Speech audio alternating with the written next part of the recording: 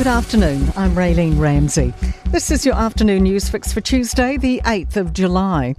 The US and Israel are continuing to discuss Palestine, ignoring its absence from the table. President Donald Trump and Prime Minister Benjamin Netanyahu have met in Washington, D.C. as global hopes grow for a Gaza ceasefire. Looking ahead, Trump says he doesn't know if a two-state solution is possible for the Strip.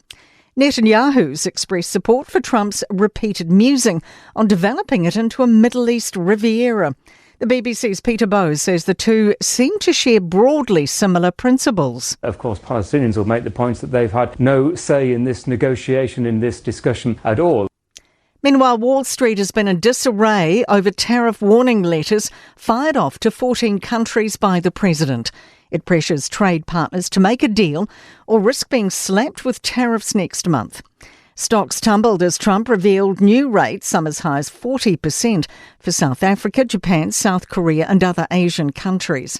The BBC's Michelle Fleury says he's claiming the tariffs are necessary to address US trade deficits. Even by the standards of the second Trump administration, it's been a turbulent 24 hours for global trading relations, with more uncertainty ahead.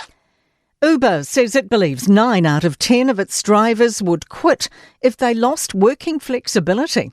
The rideshare giants kicked off its Supreme Court appeal today, challenging a 2022 ruling 4 drivers were employees eligible for things like sick leave and holiday pay. Drivers and union members protested outside today. A spokesperson says the hearing will provide clarity on gig work in New Zealand. They say Kiwis deserve a modern way of working and their focus is protecting driver flexibility and independence. Chris Hipkins says he won't go into government with the Pāti Māori or the Greens without agreement on key policies. The Labour leader says some policies they'll never support, like a separate Māori parliament, but he says all three could work together on many areas.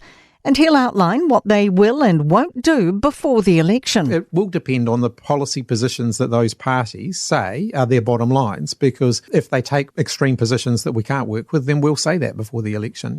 And back to the US, where survivors of flooding that's killed more than 100 people in Texas have spoken of the trauma.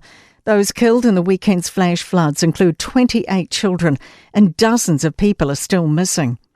Texan Christian Fell told CNN he swam out his window to perch all night on a meter box after the Guadalupe River flooded. I just saw cars getting carried away with their hazard lights flashing on and off, industrial-sized propane tanks just floating down through a park that used to be there. To sport, and All Black skipper Scott Barrett is out for the remainder of the Test series against France after picking up a calf injury midway through the second half of the opening win in Dunedin. Black Caps cricket coach Rob Walter has quelled any fears Kane Williamson's desire to play for New Zealand is waning after opting out of the upcoming Test tour of Zimbabwe. And New South Wales wing Brian Tu'o and prop Payne Haas have overcome injury concerns ahead of State of Origin's Game 3 decider against Queensland in Sydney tomorrow night. And that is your latest news fix. We'll have another update for you tomorrow morning from the Newstalk ZB newsroom.